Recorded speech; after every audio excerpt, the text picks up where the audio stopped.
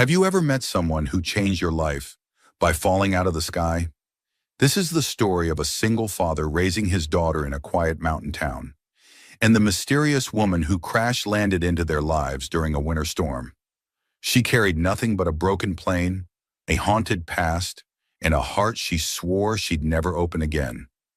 But sometimes all it takes is one act of kindness to rewrite everything.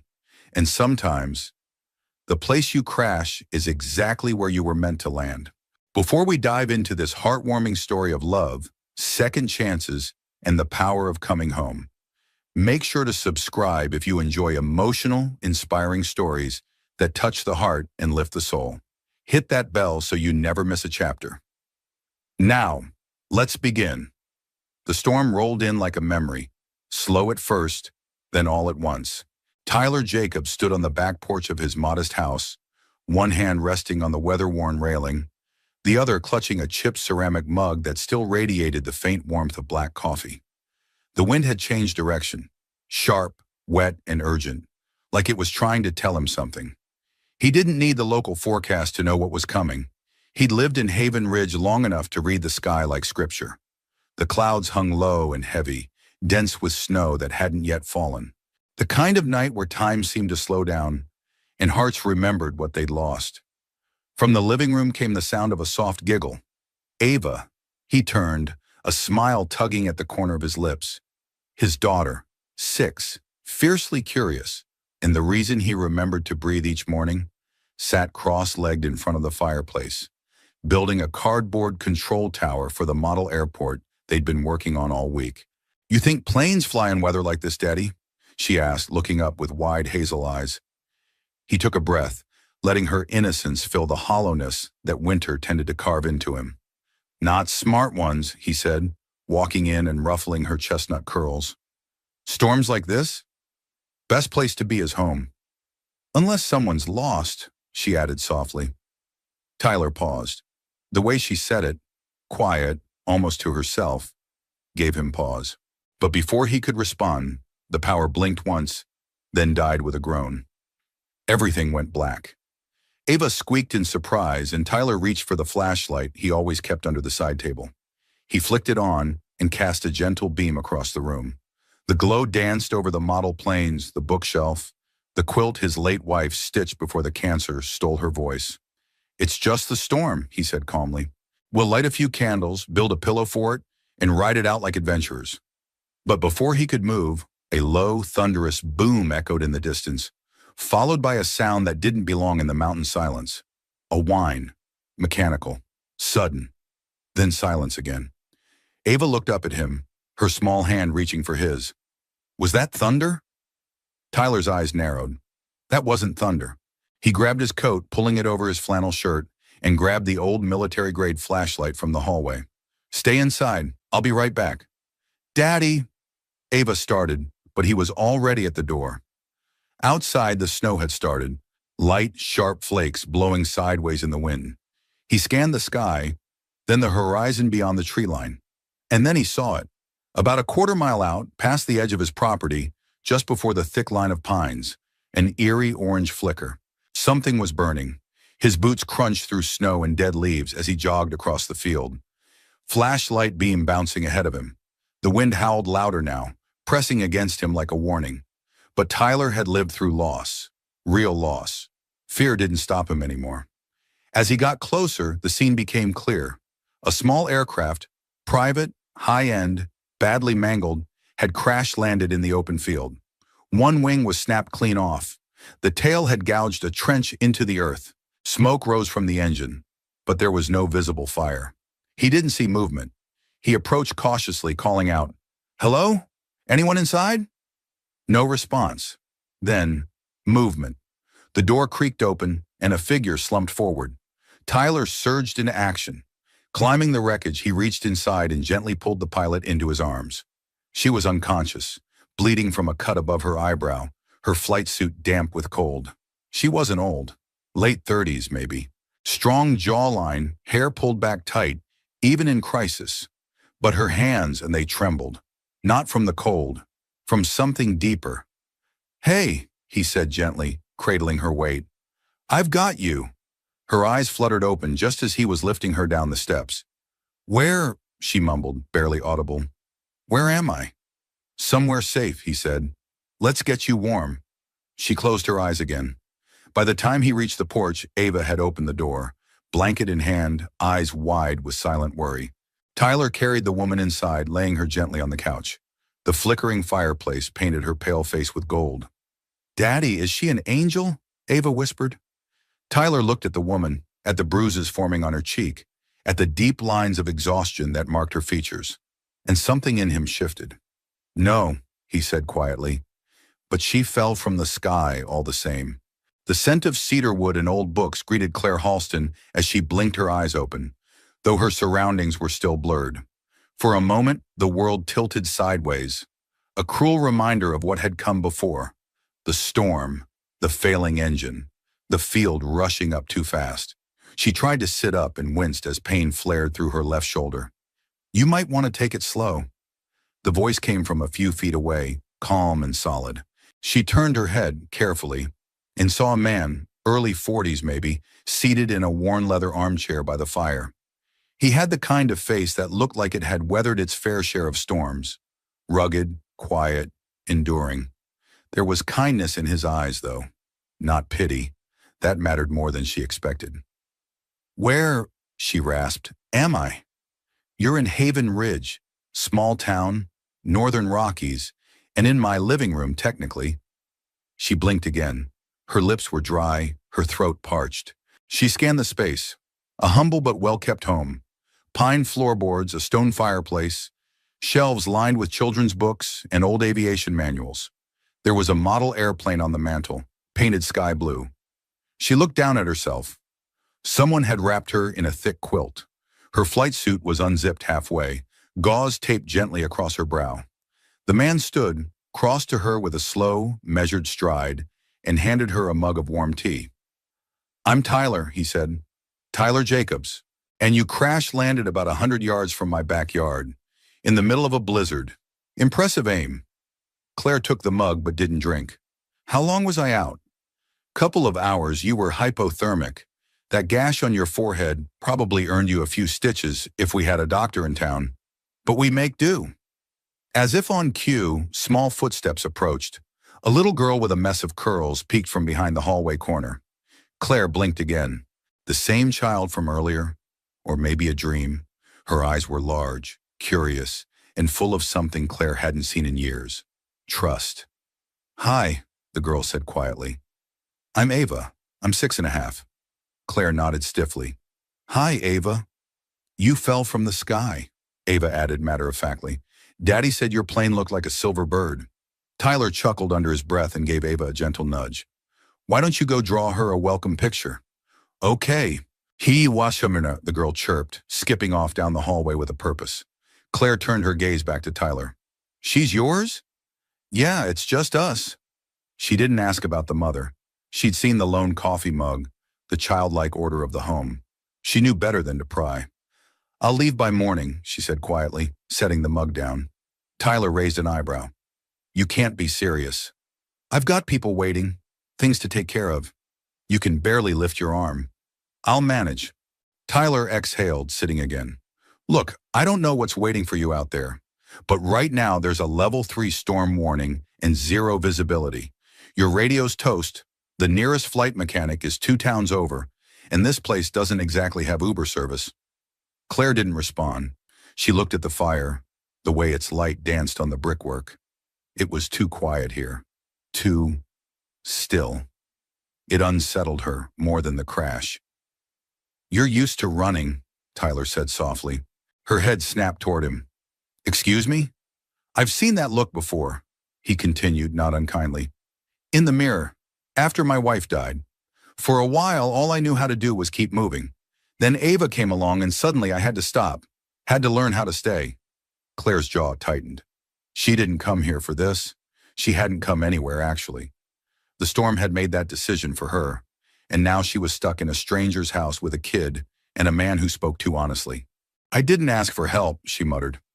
"No," Tyler said simply, "but that doesn't mean you don't need it."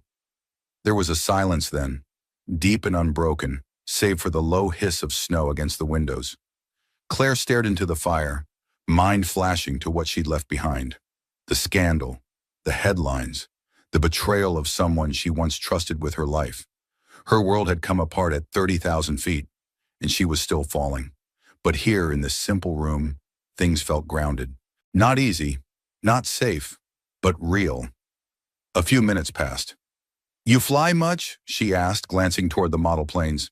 "Used to, before Ava. Worked maintenance for a regional airline. Never got certified myself."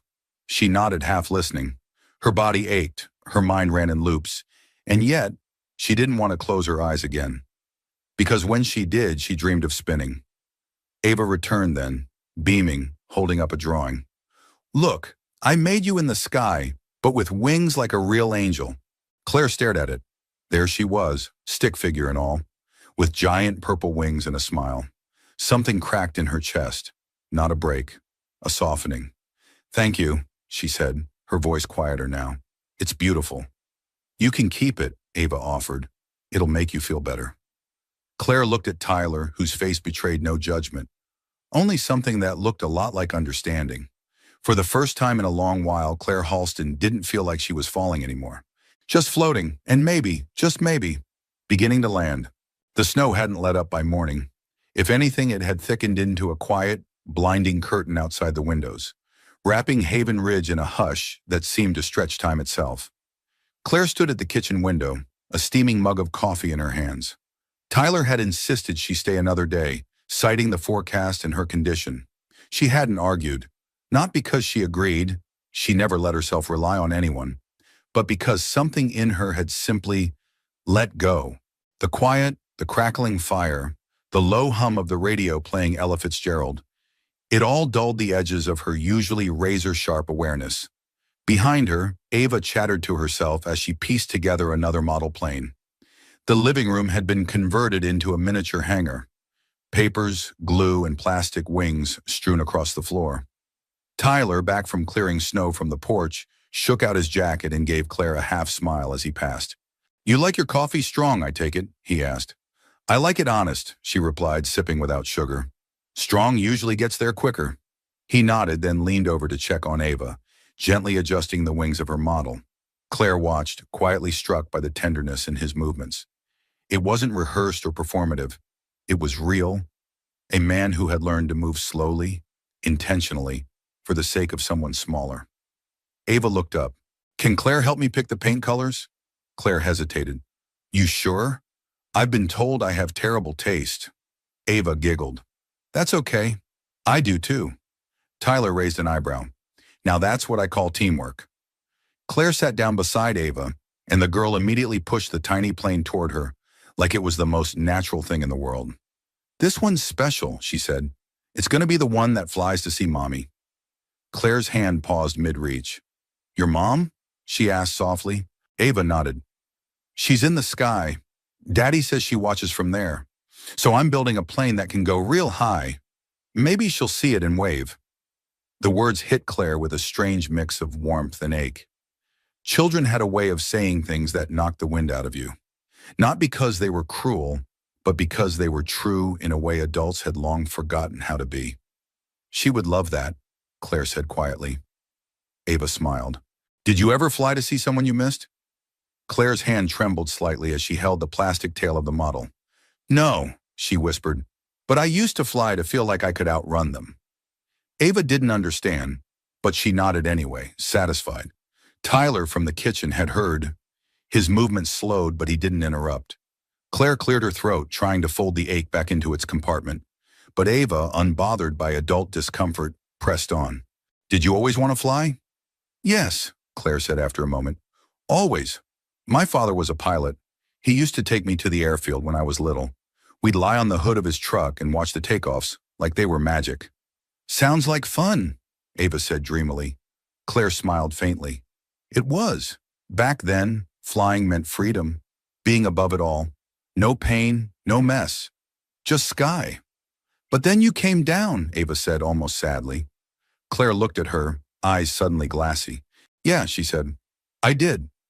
Tyler brought over 2 mugs, one for himself and another for Claire.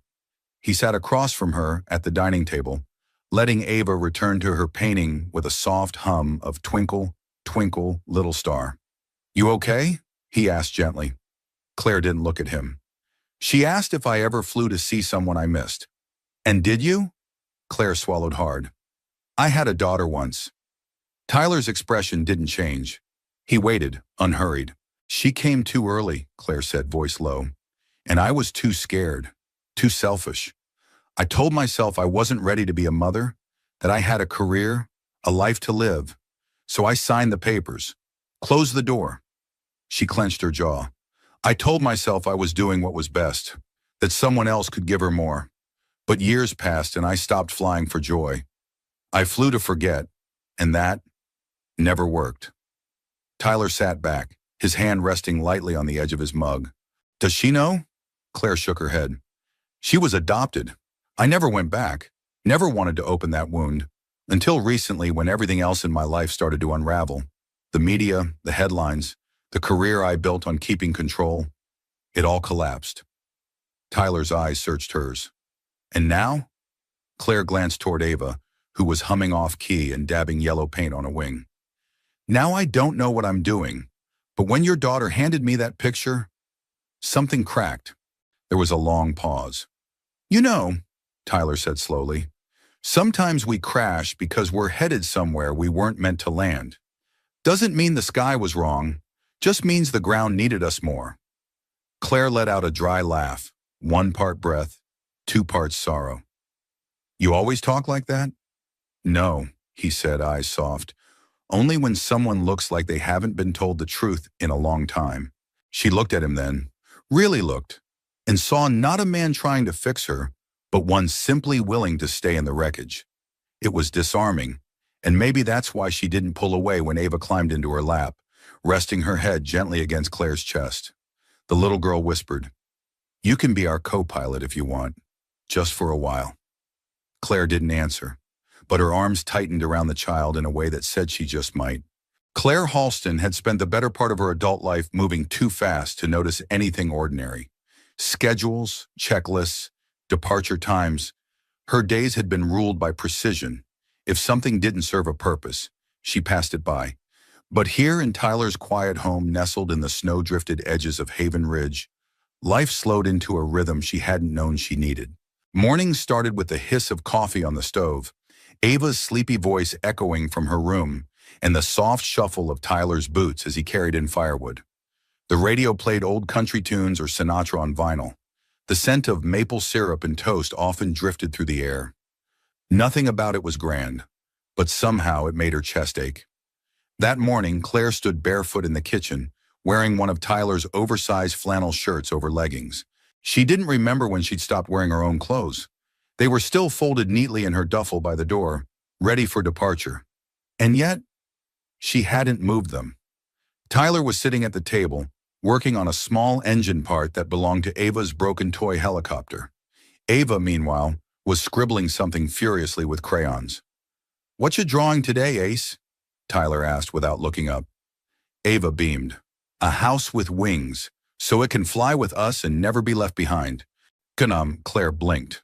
There it was again. That effortless way the girl had of saying something that somehow found the weakest spot in her armor and tapped ever so gently.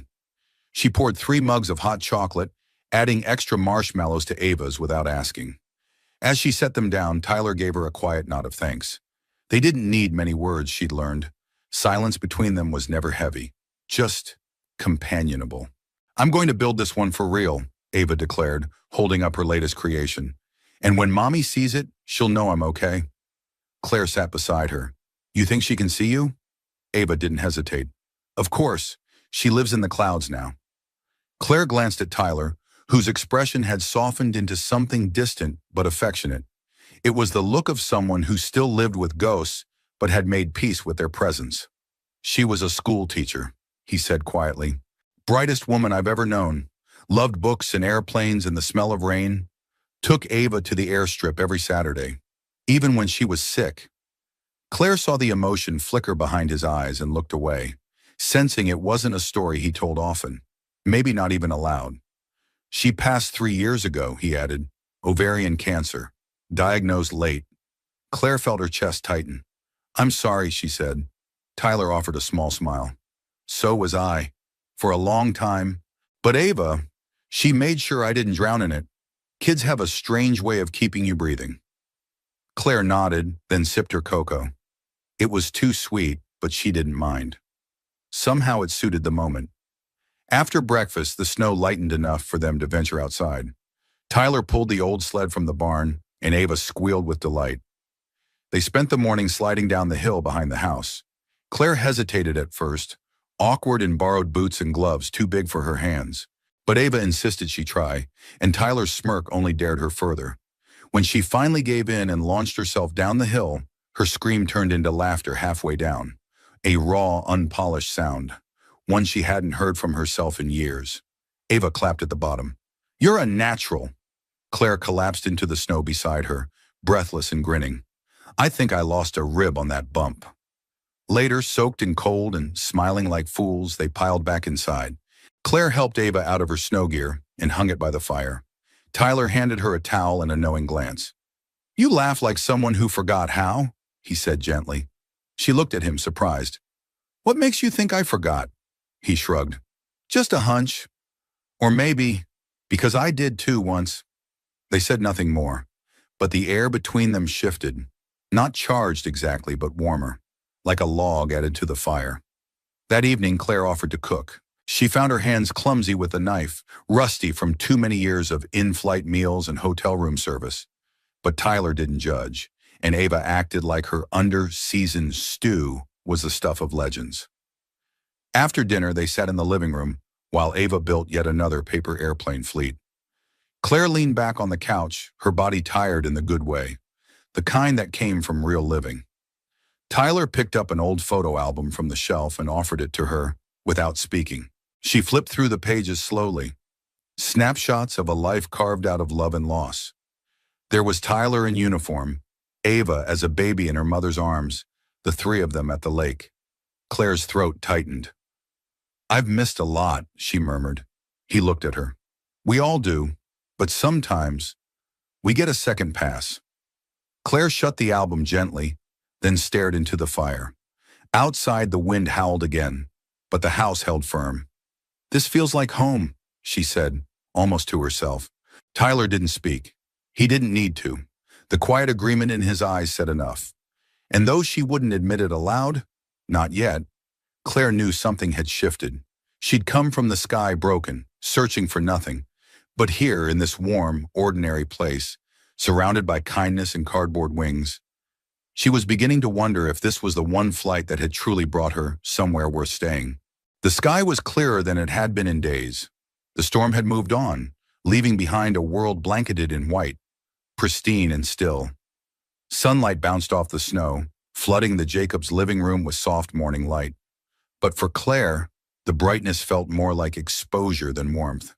She was packing, not frantically, deliberately, like someone who knew exactly what she was doing, even if her heart hadn't caught up. Her duffel sat half-zipped on the couch. Tyler stood by the fireplace, arms folded loosely, watching her with quiet caution. You sure about this? He asked. She nodded, avoiding his gaze. The storm's passed. The roads are clearing. I've overstayed. You were healing. I was hiding. That stopped him. Claire softened her voice.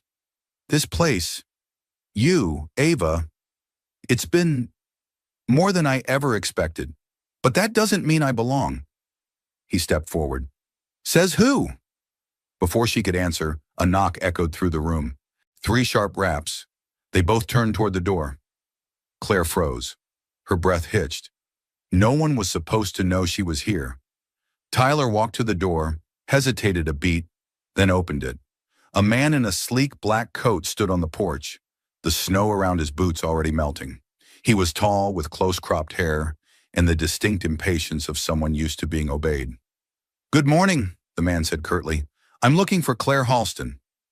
Tyler glanced over his shoulder. Claire stood rigid, pale, lips pressed into a thin line. She's here, she said quietly, stepping forward. What do you want, Derek? The man's jaw tightened. We need to talk, in private. Tyler didn't move. Claire gave him a small nod. "It's okay," she murmured. "I've got this." She stepped out onto the porch, closing the door behind her. The cold hit her like a slap, but she barely felt it. "I told you not to come," she said, crossing her arms. Derek's expression hardened. "You disappeared, Claire. The board is in a tailspin. Legal's been calling me nonstop. You've got shareholders threatening lawsuits. You can't just vanish." She exhaled. "I wasn't vanishing. I was breathing," he scoffed. "By crashing a plane and holing up with strangers in the woods?" Claire's eyes narrowed. "Don't reduce this to a headline." Derek stepped closer, voice low. "You walked out. After everything we built. After everything I—" "No," she interrupted, voice cold. "After everything you spun, the lie, the press release, the scapegoat you needed when things fell apart." His jaw twitched, but he said nothing. "I'm done," she said. "Let them sue. Let them speculate. I'm not going back." Derek studied her. For a moment, something almost human flickered in his eyes. Something like regret. But then it was gone. "You're making a mistake," he muttered, turning on his heel and disappearing down the driveway, boots crunching over the packed snow. Claire stood there for a long moment after he left, breathing, letting the cold bite her cheeks, just to feel something real. When she finally walked back inside, Tyler was waiting. Ava sat at the table, drawing again, oblivious to the storm that had just passed through their door. Tyler didn't speak. He just looked at her, steady, quiet, the same way he had when he first pulled her from the wreckage. She sat down on the couch, duffel still half-packed beside her. "I should have told you who I was," she said. "I figured you'd get there," he replied. Claire gave a small, hollow laugh. "I wasn't just any pilot. I was the COO of Halston Aerodynamics, the face of the company. The press called me the Queen of the Sky. I built an empire on control, precision, power. And when the engine failure happened on one of our jets, they blamed the pilot." Tyler's jaw tightened. "Was it his fault?" "No," she said. "It was ours. A design flaw that got buried in a cost-cutting memo. But I was too busy protecting the brand. When it leaked, I became the story, and not the good kind." She looked down at her hands. "So I left, took a test aircraft, told no one where I was going, just flew." Tyler pulled a chair closer and sat across from her. "And crashed into the middle of my life." Claire looked up, surprised. "That's not a complaint," he added softly. "Just an observation." They sat in silence for a while. Then Claire asked, "Do you think less of me?" Tyler shook his head. "No, I think I understand you better. You didn't fall from the sky, Claire. You landed here for a reason." Claire blinked hard. Her voice dropped. "What if I ruin this place too?" "You won't," he said, firm and gentle. "You can't ruin something you didn't build. You just walked into it. And maybe gave it new meaning." Ava, unaware of the weight in the room, bounded over and held out her newest creation. A cardboard plane with the word hope scrawled across the wings. "For you," she beamed, "so you don't forget." Claire looked down at the crooked little plane. Her hands trembled as she took it. "Thank you," she whispered. Later that night, long after Ava had fallen asleep, Claire stood by the window, staring out at the trees swaying in the moonlight. Tyler came up beside her, a blanket draped over his arm. "You don't have to leave," he said softly. "Not tonight, not tomorrow, not until you're ready." Claire didn't answer, but when he draped the blanket over her shoulders, she didn't shrug it off. And when she finally turned away from the window, she didn't look back. The fireplace was burning low when Tyler entered the room, the flames reduced to amber whispers. Claire sat curled on the couch, wrapped in the thick blanket Ava had draped over her earlier. Her eyes tracked the flicker of shadows on the wall, but her mind was elsewhere, lost in a past that had never stopped echoing. Tyler set down 2 mugs of tea on the coffee table. "Couldn't sleep either." Claire didn't look at him. "Do you ever stop hearing it?" "Hearing what?" "The sound of something ending." He took the chair across from her, careful not to crowd. "Sometimes," he said, "and sometimes I think I've moved on, only for the quiet to remind me I haven't." Claire drew a long breath. "I've told you a lot, about the company, the scandal, Derek. But there's one thing I haven't said. The one thing I've never said out loud. Tyler waited, letting the silence wrap around her like snow on a pine bough. Gentle, unhurried. When I was 23, she began, I got pregnant. Tyler's eyes flickered, but he said nothing. I was just out of flight school, bright-eyed, hungry for the sky. The father was another student, brilliant, reckless, and gone by the time the test turned positive. I was scared, not because of the baby, but because of what she meant, what she'd interrupt, my training, my reputation, my trajectory. She stared down at the blanket. I hid it, carried her in secret, then gave birth 6 weeks early, in a hospital 3 states away. Signed the papers the same day. No name, no contact, just gone. Her voice cracked, but she pushed on. I told myself it was the right thing, that she'd have a better life without me fumbling through it. I thought I could keep flying forward and never look back, but I did. Every time I flew over a city, I wondered if she was there, somewhere beneath the clouds looking up. Tyler leaned forward, his voice low. You've carried that alone? Claire nodded. The guilt followed me into every cockpit, every promotion, every article that called me a trailblazer. And when the crash scandal hit and the media turned, I didn't feel angry. I felt exposed, like someone had finally seen what I truly was. Tyler's voice was quiet. You're not a monster, Claire. No, just a coward. She stood and walked to the window, hugging the blanket tighter around her shoulders. Do you believe people like me can be forgiven? She asked, almost a whisper. Tyler was silent for a long time before answering. I think forgiveness isn't something you wait around to be given. Sometimes it's something you have to give yourself, because if you don't, the weight just keeps you flying in circles. She turned toward him. That's poetic. Do you speak in metaphors professionally? He smiled. Only after midnight. A shadow of a smile pulled at her lips, but it didn't stay. I still think about her, Claire said. What she looks like now, whether she loves books, whether she hates flying. Would you want to meet her? Claire's throat tightened. More than anything. But what if she doesn't want to meet me? Tyler stood and crossed the room. He didn't touch her, just stood near enough that his presence was felt, like the steady hum of an engine under a calm sky. If she's anything like Ava, he said softly, she'd probably just want to know that you tried. Claire turned to him then. Their eyes met, and for a moment, the air between them was thick with everything unsaid. Fear, longing, the fragile thread of something neither of them dared name. I'm not used to people being kind when they know the truth, she said. Then you've been surrounded by the wrong people. That broke something open. Claire stepped forward, and for the first time, she let her forehead rest against his chest. Not a romantic embrace, not yet, but something quieter, something more essential. He didn't move, didn't tighten his arms around her, didn't press for more. He simply let her lean, let her be held by something that didn't ask for anything in return. And for Claire Halston, that was more foreign than flight itself. After a while, she pulled back, eyes red but clearer. Thank you, she said, for not fixing it. Tyler smiled. I've learned that some things aren't meant to be fixed, just carried better. They stood together at the window, looking out at the moonlight dancing across the snow. Somewhere in the distance, an owl called. Claire exhaled slowly. I still don't know what comes next. You don't have to, Tyler said. Maybe this is one of those times where staying still is the bravest thing you can do. Claire nodded, but her heart stirred. She wasn't ready to stay. Not forever. But for the first time in years, she wasn't desperate to leave.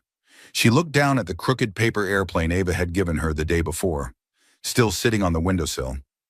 Hope scrawled in purple crayon across its wings. She reached for it, held it in her hands. I think I want to find her, she whispered. My daughter. Tyler's eyes met hers. Then I'll help you.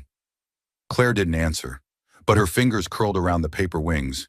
She didn't feel like a monster, or a runaway, or even a pilot. Just a woman, finally brave enough to stop flying away. The snow had begun to melt. Drip by steady drip, the icicles surrendered to the returning sun, their softened edges catching glints of gold. The air had shifted too, lighter, less biting. It was the kind of morning that whispered, "It's time." Claire stood by the barn, brushing a fine layer of frost off the wing of her plane. The damage wasn't as bad as it had looked on impact. A miracle, really.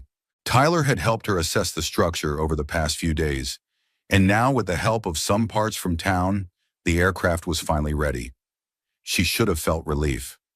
Instead, her chest ached with a weight she couldn't quite name.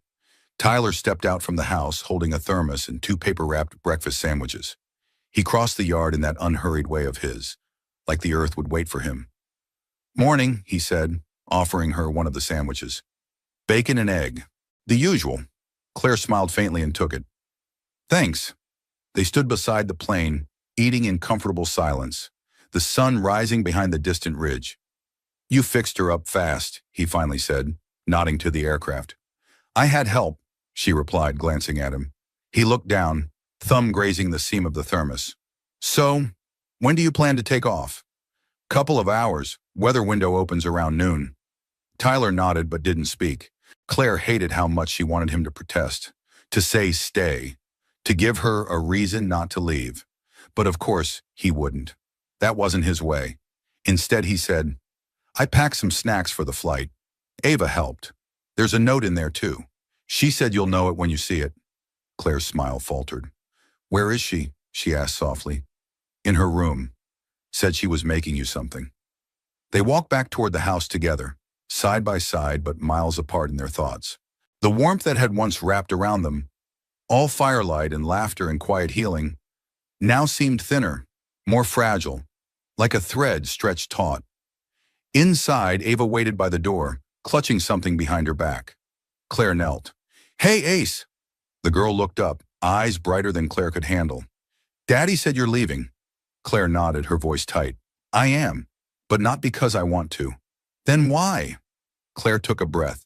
"Because sometimes people have to go figure out what comes next. And I have someone I need to find." Ava considered that. "The girl from the sky?" Claire blinked. "What?" "The one you think about when you look sad. Is she your daughter?" Claire stared, stunned. "How did you—" "You talk in your sleep," Ava said simply. "Sometimes you say, 'I'm sorry' a lot." Claire looked down, overwhelmed, but Ava placed a hand on her cheek. "It's okay. I think she'll forgive you. But you should still tell her everything. Like you told me." Claire pulled the girl into a fierce hug, her chest tight with unshed tears. Ava whispered, "You can come back, right?" Claire swallowed. "If your daddy will let me." A moment later, Ava pulled back and handed her the object she'd been hiding. A small wooden keychain shaped like a house with wings, painted in shaky colors, the same image from her drawing days ago. "So you never forget where you landed," Ava said. Claire pressed it to her heart. "I won't." Tyler stood nearby, silent. Claire rose to meet his gaze. "I meant what I said," she told him, "about wanting to find her, about not wanting to run anymore." "I know," he said, "and if you find her, and there's space for someone like me on the return flight." His voice trailed off, smile rueful. Claire reached out and touched his hand, fingers warm, lingering. "There's more than space," she whispered. "But first, I have to earn it." Outside, the sky stretched wide and blue, the kind of sky that pilots dream of. Claire walked toward the aircraft, each step heavier than the last. She climbed in, ran through the pre-flight checklist, and closed the cockpit door. Tyler and Ava stood side by side in the field, watching. As the engine roared to life and the plane taxied across the snow-slicked grass, Claire looked down at the keychain in her lap, the word home scrawled in uneven paint on its wing. She could barely see them as she lifted off, the father and daughter waving below. But she knew. They weren't saying goodbye. They were saying, "Come back." Claire had always loved the sound of engines. It used to soothe her. The familiar hum beneath the fuselage, the rhythmic vibration through the yoke, the climb and settle of altitude like a second heartbeat. But now flying felt different, too smooth, too quiet. The sky was flawless, cloudless, wide open. It should have been freedom. Instead, it felt like distance. She leveled the aircraft and stared out over the vast plains below, but her thoughts kept circling a small town tucked in the Rockies and the people she'd left behind on the frozen grass. She reached into her flight bag and pulled out the bundle Tyler had packed. Inside was a cloth pouch with trail mix, a thermos of coffee wrapped in a dish towel, and a folded piece of paper in crayon. Dear Miss Claire, I hope you find your girl. Tell her she's lucky because you're the bravest person I know. Come back soon so we can build more flying houses. Love, Ava P.S. Daddy misses you. He didn't say that, but I know. Claire pressed the note against her lips. It smelled faintly of maple syrup and wood smoke. She didn't cry, but she didn't smile either. The closer she flew to her old world, the heavier everything became. 2 days later, Claire sat in her old apartment in Seattle, high above the city, staring out at the glittering skyline. Everything looked the same. Sleek furniture, glass surfaces, the untouched guest room, the awards lining the hallway like soldiers guarding memory. But she didn't belong here anymore. Not really. She tried to slip back into routine, answered a few emails, caught up on missed voicemails, most of them from reporters, a few from former board members trying to check in with carefully worded concern. She didn't return a single call. That afternoon, she took the elevator down, stepped onto the busy street, and walked 2 blocks to a quiet cafe she used to frequent. She ordered a chamomile tea and sat by the window, her laptop open in front of her. After a moment's hesitation, she typed, "How to search for a child placed for adoption. Closed records. Washington State." It felt surreal seeing it in print, like breaking a spell she had cast over her own life decades ago. A few clicks later, she was reading about registries, contact intermediaries, petition processes. It all sounded clinical, but then she found a nonprofit that specialized in reunions. Their homepage showed a woman hugging a grown daughter, both crying in the rain. Claire stared at it for a long time. Eventually, she clicked Start Your Search. The form was straightforward. Name, birth date, city, hospital. Her hands trembled over the keys. She typed her daughter's birth date, March 17th, and paused. That year felt like another life. She remembered holding her for just a moment, swaddled, silent. The nurse had hesitated when handing the baby over, as if silently asking, "Are you sure?" But Claire had already made up her mind back then. Flight over family, ambition over uncertainty.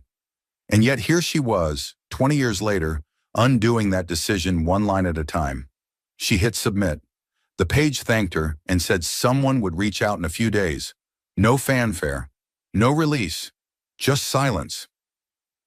That night, Claire couldn't sleep. The city noise, once a comfort, now felt abrasive. Horns, sirens, elevators groaning in the walls. She stood by her floor-to-ceiling window, arms wrapped around herself, looking down at the miniature world below. She thought of Ava, probably curled up in her flannel pajamas, hugging that same paper airplane. She thought of Tyler sipping coffee on the porch, fixing something with his hands just to keep busy. She thought of the way the house smelled when bread was in the oven, the sound of laughter during Ava's made-up games, the way Tyler's voice dipped when he said something meant only for her to hear. She'd left because she had to, but now that she was gone, everything felt hollow. The next morning, Claire drove out to the suburbs, to a quiet, tree-lined street where a small brick house sat behind a picket fence. She'd found the address through the adoption agency's records. It wasn't the daughter's home, just the parents'. She didn't intend to knock. She just needed to see it. She parked a block away, heart racing, hands slick with sweat. From her car, she could see the mailbox. Holland, it read. Claire's breath caught. She remembered writing that name on the forms. The family's name. They were teachers, married 15 years, couldn't have children. The agency had told her they were kind. Claire hadn't asked for more. Now the house looked warm, lived in. There was a bicycle leaned against the garage and 2 dogs napping in the yard. She watched for 20 minutes, and then the front door opened. A woman stepped out, mid-60s, with short gray hair and a soft expression. She knelt to check the mail. A moment later, a younger woman appeared. Early 20s, auburn hair tied back in a bun, wearing scrubs and laughing at something on her phone. Claire's heart seized. She was beautiful. She was real. She was just there. Claire's fingers gripped the steering wheel so hard her knuckles turned white. She didn't get out, didn't introduce herself, didn't shatter the peace of that moment with 1,000 apologies she wasn't sure she was ready to say. Instead, she watched, memorized. etched the image into her heart. And then, slowly, she drove away. Not forever, just not yet. She had more work to do. The road into Haven Ridge felt both unfamiliar and achingly known. Claire kept both hands on the steering wheel as she turned onto the main street, her rental car humming quietly beneath her. The snow had mostly melted now, revealing muddy ditches, budding trees, and the sleepy charm of a town that didn't bother to change for anyone. She passed the diner, still advertising its Wednesday meatloaf special, and the hardware store with its faded Closed Mondays sign dangling on the door. Children in knit hats kicked a soccer ball across the church lawn. Claire slowed as she passed the little library Ava had pointed to once with wide-eyed wonder. A paper cutout of a rainbow still clung to the window. She hadn't called ahead, hadn't texted or warned or hinted. She didn't know if she was being brave or foolish. Tyler's house came into view just past the ridge, sitting calm and steady in the mid-morning light. The barn stood in its familiar lean, and smoke curled from the chimney in lazy spirals. Claire pulled into the drive and turned off the engine. Her heart pounded in her throat. She stepped out slowly, letting the gravel crunch beneath her boots. Her legs felt heavier than they should have, as if every step forward came with the weight of everything she hadn't said. The porch creaked underfoot. She raised her hand, paused, then knocked. Footsteps inside, then silence. The door opened. Tyler stood there, older than she remembered, or maybe just wearier. His eyes scanned her face with a quiet calculation, but they didn't harden. They didn't close. "Hey," she said, barely above a whisper. He nodded. "Hey." A beat. Then, "You're early," he added. Claire blinked. "Early?" He stepped back and held the door open. "Ava said you'd come back. She just thought it'd be spring." Claire let out a breath, part laugh, part sob. "She's a lot smarter than me." "Yeah," he said gently. "She is." Claire stepped into the warmth of the house, and the scent hit her instantly. Cedar, cinnamon, faint traces of maple and firewood. It smelled like memory, like forgiveness. The living room was nearly the same. The model planes still lined the windowsill, the worn quilt folded on the couch, and a crayon drawing pinned to the fridge that read, "Sky House Project, Phase 2. She turned to him. "I didn't know if you'd want me back." He didn't answer right away. Instead, he studied her, not suspiciously, but like a man checking the horizon before deciding to trust the wind. "What change?" he asked. Claire swallowed. "I saw her, my daughter, from a distance. I found her adoptive family. She looked happy, whole. She has this laugh. It reminded me of Ava." "Did you talk to her?" "No, not yet. I wasn't ready, but I knew I couldn't go back to my old life. Not really. I don't want sky-high apartments or empty meetings. I want something real, even if it's messy." He crossed his arms. "And you think you'll find that here?" "I think I already did," she said, and I walked away from it before I knew what it meant. He nodded slowly, jaw working. "You hurt Ava when you left." "I know," her voice cracked, "and I'll spend as long as it takes proving I won't do it again." Footsteps pattered down the hallway. Ava burst into view holding a toy plane, her eyes wide, like the moment was too big for her body. "Miss Claire?" Claire knelt, arms open but hesitant. "Hey, Ace." The girl didn't move at first. Her lips wobbled, her brows drew in. Then without a word, she ran across the room and slammed into Claire's arms. "You came back," she whispered into Claire's shoulder. "I did," Claire said, tears slipping down her cheek. "And I'm not leaving unless you make me." Ava pulled back just enough to look her in the eye. "Are you staying in the Sky House?" Claire laughed, breathless. "If there's still room." Tyler leaned against the doorframe, arms crossed, mouth twitching at the corners. "There's room, but it's got a leaky window and you'll have to help with dishes." Claire looked up at him, something blooming in her chest. "Deal." They spent the rest of the afternoon together. Nothing dramatic, nothing scripted. Just lunch at the old wooden table, Ava talking nonstop about her new school project, Tyler fixing a drawer that had come off its tracks, and Claire washing dishes with sleeves rolled up and bare feet on the tile. As the sun dipped below the ridge and the house grew quiet, Claire stepped out onto the porch. Tyler joined her a few moments later, coffee in hand. They watched the last of the light slip behind the trees. I wasn't sure I could be someone worth staying for, she said softly. Tyler looked at her, the way he always had, steady, unflinching. You didn't have to be perfect, he said. You just had to come home. She looked at him then, and in that quiet moment, the space between them felt like something whole, something earned. The stars blinked into view and Claire tilted her head back. For years, she'd believed the sky was the only place she could breathe.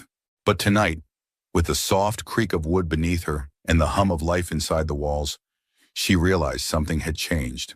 She didn't need wings anymore. She'd found her place to land. Claire stood in the middle of the community center gymnasium, holding a roll of duct tape in one hand and a bundle of string in the other, while two fourth graders argued over whether their cardboard plane needed a rudder made of glitter. Glitter doesn't make it fly, one said indignantly. But it makes it better, the other countered, arms crossed. Claire smiled. Okay, engineers, let's compromise. Aerodynamic and fabulous. She crouched to help them attach the wings as Ava skipped over with her own creation. A plane made entirely from popsicle sticks, duct tape, and a suspicious number of googly eyes. I call her Miss Skyface, Ava declared proudly. Looks like she sees everything, Claire said, grinning. The room was filled with scattered art supplies, laughter, and the sound of scissors on cardboard. The program had been Claire's idea, a weekly model building workshop for local kids, held in the old high school gym. She'd pitched it as a way to teach creativity and teamwork, but really it had started with one quiet question from Ava over breakfast. Could we help other kids build sky houses too? Now, 3 weeks later, Claire found herself here every Saturday morning, sleeves rolled up, covered in glue and joy. And somehow, in the mess of it all, something inside her was mending. After the session ended and the last child had been picked up, Claire helped Tyler stack folding chairs. Ava was curled in the bleachers with a juice box and a clipboard, already planning next week's event. You're good with them, Tyler said, carrying 2 chairs at once. Claire chuckled. It's mostly bribes and googly eyes. No, he said, pausing. I mean, you're good with them. You listen. You lift them. It matters. She looked up, surprised by the softness in his voice. Thanks. I didn't think I had that in me. You didn't give yourself the chance to find out before? They locked eyes for a beat too long, then looked away at the same moment, both smiling faintly. Outside, the wind rustled through the budding trees. Spring was finding its way back, slowly and stubbornly. That afternoon, Claire and Ava sat on the back porch, painting the next round of wooden plane wings. Ava hummed under her breath, her legs swinging freely from the bench. Can I ask you something? She said suddenly. Of course. Ava dipped her brush in blue. Are you my mom now? Claire's hand stilled. I mean, Ava went on, not looking up. You're not my real mom, but I kind of feel like you could be. Claire looked at her, throat tightening. Do you want me to be? Ava shrugged. I want you to be here. That's all. Claire swallowed the lump in her throat and reached for the girl's hand, smudged with paint. Then I'll stay here, for as long as you'll have me. Ava smiled, satisfied, and returned to her wings. Later that night, they brought the finished planes inside, and Ava hung them from her bedroom ceiling with fishing line, transforming her room into a paper sky. Claire watched as the girl climbed onto her bed and lay beneath them, her eyes shining with wonder. I used to dream about flying up to see my mom, Ava said softly. Now I don't have to. I can stay down here because you came back. Claire sat beside her and brushed a curl from her forehead. And I always will. Word spread in town faster than Claire expected. The gruff man who ran the feed store stopped her on Main Street to thank her for teaching his grandson how to make a dang decent biplane. The town librarian invited her to give a talk on the physics of flight. A retired pilot asked her to help restore his crop duster. Claire said yes to every request, not because she wanted attention, but because for the first time in her life, she wanted to belong. One day she found a folded note on her windshield, written in a child's careful scrawl. Thank you for giving us wings. Haven Ridge, 4th grade. She kept it in her jacket pocket for days, reaching for it without thinking. And when she passed the mirror in the hallway one morning and saw her own reflection, face relaxed, eyes bright, a smear of paint across her cheek, she didn't flinch. She barely recognized the woman she'd been before. That evening, Tyler grilled dinner out back while Ava set the table with handmade paper placemats. Claire carried out a bowl of salad and caught Tyler watching her. Not staring, watching. "You know," he said, "I never thought I'd find this again." "This?" she asked. Laughter in the yard, messy plates, someone humming while they sweep. Claire paused. "Do you miss her?" Tyler didn't pretend to misunderstand. "Every day, but it doesn't hurt the way it used to." She nodded, grateful for the honesty. "I don't want to replace anyone," she said. "You haven't," he replied. "You just filled the space no one else could." They stood there, the fading sun painting the world in gold. Ava poked her head out. "Dinner's ready and I made dessert. It's mostly edible." They both laughed and followed her in. That night, after Ava had gone to bed and the dishes were drying on the rack, Tyler walked Claire to the porch. She looked up at the stars. "You still fly in your dreams?" "Sometimes," he said, "but now I land too." Claire smiled. "So, what happens next?" she asked. He didn't answer right away. Then, "We live, we stay, we build something." "And if I mess it up?" she asked quietly. Tyler looked at her, eyes steady. "Then we fix it, together." She reached out and took his hand. Not in a dramatic way, not for show, just because it felt natural. And when they stood there side by side beneath the stars, Claire felt something shift. She had once believed she'd only ever be at home in the sky. But now she understood the truth. The wings she needed weren't made for escape. They were given so she could find her way back. The valley blushed with the color of spring. Dogwoods bloomed along the edge of the airfield, their pale pink petals fluttering with every soft gust of wind. The tall grass, once snow-covered and brittle, now rippled like a sea of green, dotted with early dandelions and clover. Claire stood by the old hangar, hands on her hips, watching as Ava sprinted across the open field with a tail of ribbons streaming behind her. The girl had insisted they test out the new kite she'd built. "For aerodynamic research," she'd said with all the seriousness of a scientist. The kite soared. Ava whooped. Claire laughed, shading her eyes to track the spinning blue triangle against the sky. "She's grown," Tyler said, coming up beside her, a bottle of lemonade in each hand. Claire took one and nodded. "In confidence, especially." He smiled. "Wonder where she gets that from." Claire gave him a playful glance. "I was thinking you." "Nah," he said. "She's got your stubborn streak." Claire accepted the compliment in silence, letting it settle. The airfield had become a ritual for them. Every Sunday afternoon since her return, they came here, not to fly, but to be near the idea of it. They cleared brush, painted trim, repaired an old windsock. Ava called it Sky House 2.0. "It still smells like motor oil and hay," Claire had said once, wrinkling her nose. "Like all the best places," Tyler replied. Today, however, something felt different. The clouds had drifted farther apart, the breeze warmer.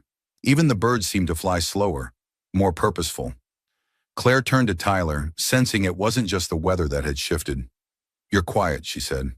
He looked at her, eyes searching, as if trying to decide whether this was the right moment or whether he'd already missed it. "I was thinking," he said finally, "about how fast things can change. One winter storm, one broken engine, one knock on the door." Claire smiled softly. "And a whole lot of duct tape." He chuckled. "Yeah, that too." Ava came running back, cheeks flushed with joy. She dropped the kite at Claire's feet and leaned into her side. "Did you see that loop-de-loop? That was a direct result of advanced stabilizer placement." Claire tousled her hair. "You're an aeronautical prodigy." Ava beamed, then ran off again to gather wildflowers. Tyler turned to Claire. "Do you remember that day you first walked through my door?" "Barely," she said, teasing. "I was bleeding and half frozen." "Yeah, and still, somehow, you looked like you didn't need a thing." Claire laughed.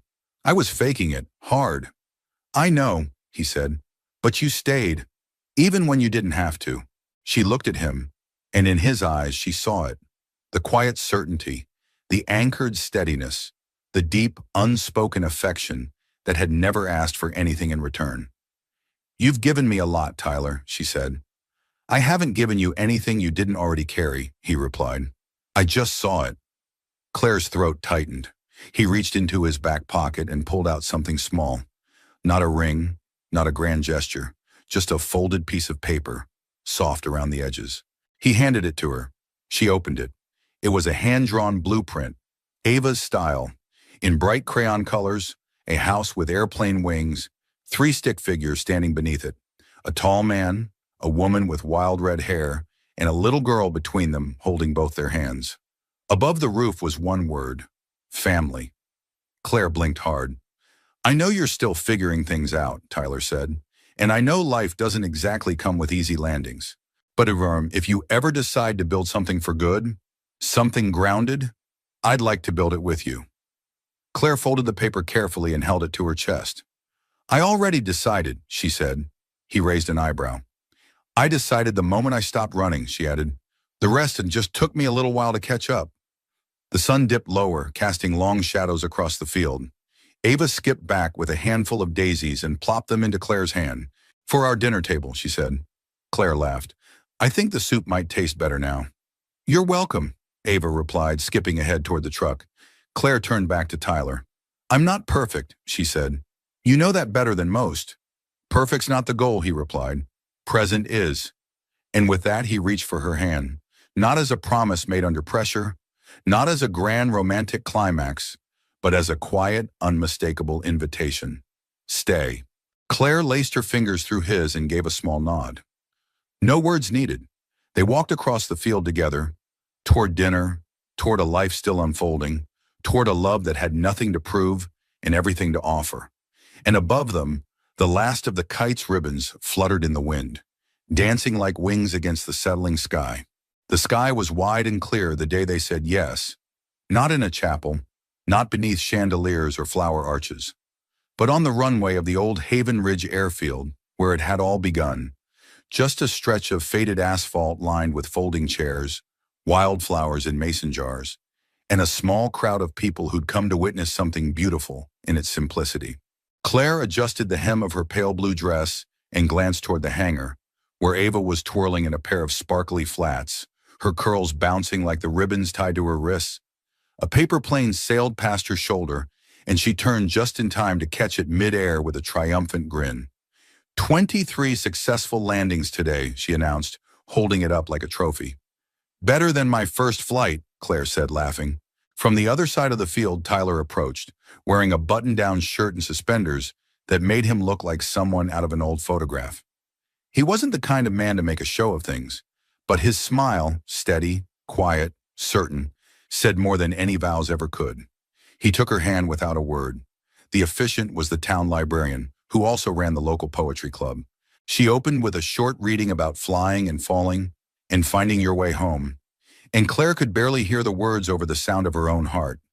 Not because she was nervous, but because this time there was nothing to run from. Just something to walk toward.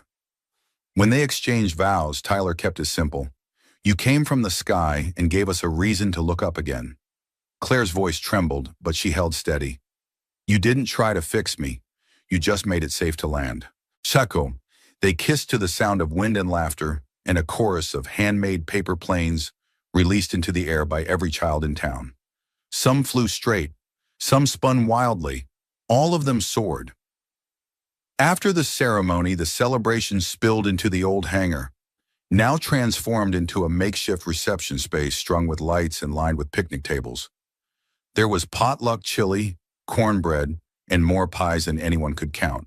Ava insisted on introducing every guest personally, like she was hosting her own talk show.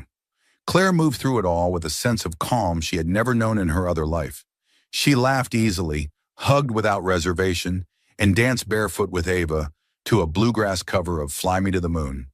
At one point, she stood at the edge of the hangar, sipping lemonade and watching the evening sky shift from gold to lavender. Tyler joined her, their arms brushing. You okay? He asked. Claire nodded. Better than okay. He waited. I got a letter, she said. From the agency. Tyler straightened slightly. Your daughter?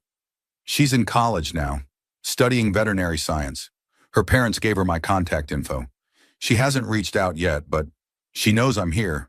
She knows I want to meet her. Tyler didn't say anything. He just reached over and took her hand. That's enough for now, Claire said. The door's open, and this time I won't shut it. Ava came running up, breathless. There's dancing and marshmallows and someone's goat got loose. Claire grinned. Let's go save the party. Later that night, long after the last car had driven away, and the stars blinked wide awake above them, Claire, Tyler, and Ava sat on the back steps of the airfield's office, wrapped in a shared quilt. The world was quiet in that sacred, satisfying way that comes after joy has spilled over. Ava leaned her head on Claire's shoulder. This was the best day ever. Claire kissed her curls. It really was. They sat in silence, watching fireflies drift across the field. Then Ava whispered, We're a real family now, huh? Tyler smiled. We always were. But today made it official, Ava added. Now we all have the same last name. Claire squeezed her hand. That's just letters, sweetheart. What matters is the name we write together every day. Ava considered that, then looked up at the stars. Do you think Mommy saw today? Tyler's voice was gentle. I think she sees every day. Ava nodded, satisfied. Claire stared at the sky, her thoughts drifting not to loss, but to the miracle of how far love could reach, even through storms, even through silence, even through years of distance. And in that quiet moment, something settled.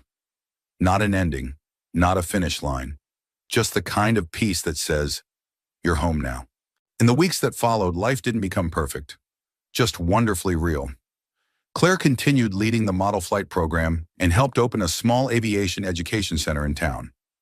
Tyler restored the crop duster with help from a rotating crew of retirees, and Ava decided to write a book called The Girl Who Fell from the Sky and Forgot She Was an Angel.